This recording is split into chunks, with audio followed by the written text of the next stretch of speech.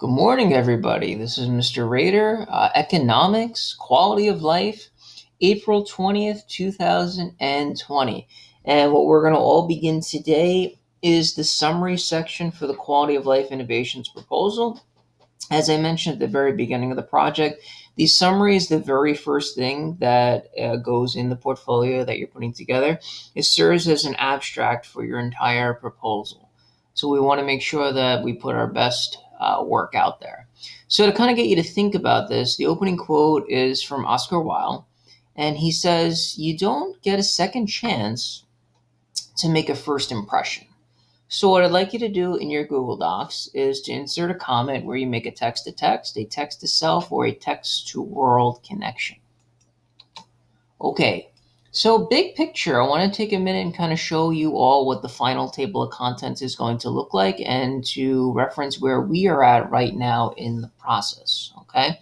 So at this point, we've completed Chapter 2, Chapter 3, 4, 5, 6, 8, 9, 10, 11, 12, 13, 14, and 15. All we have left is Chapter 1 and Chapter 7. For those of you entering the competition, you would have already completed Chapter 7, the conclusion, as that's what we worked on last week. Everybody else, you will be working on the conclusion section later this week. If you want to see what the conclusion section looks like before then, by all means, look at the video already posted on YouTube for the conclusion. Okay, so let's take a look now at this summary paper.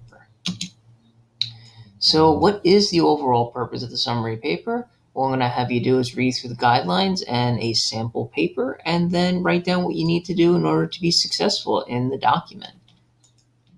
Okay, so these are the 3 steps that you need to do. A, you need to describe the quality of life issue addressed in your proposal.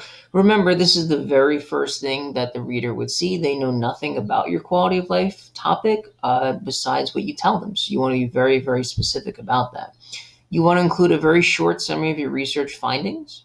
And you want to include a concise statement of how your recommendation would improve the quality of life issue. Now remember, this is an abstract, so it really should only be 1 to 2 paragraphs in length.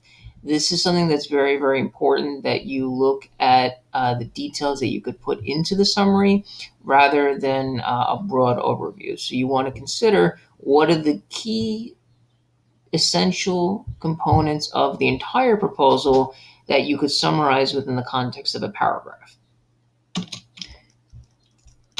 So this is one sample of a proposal. It was a 2-paragraph proposal from 2 students from last year. You'll notice that they reference some information from the background paper. They reference one key finding from their statistical data, and they included a hyperlink to the website that they created. In addition, they spoke to a community initiative that they had put together as part of their project.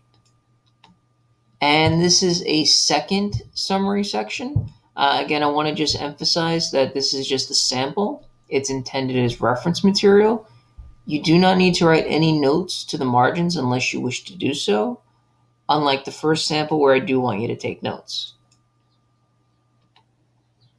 Okay, and that is going to bring us to the end of the material. So just want to go over the document that you'll be looking at here.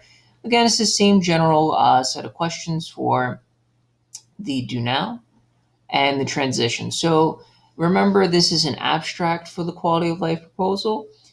You will be given 2 days to work on this paper remotely.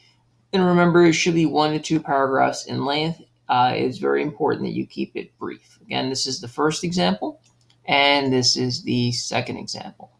All right, so that will do it for today's installment of the summary paper.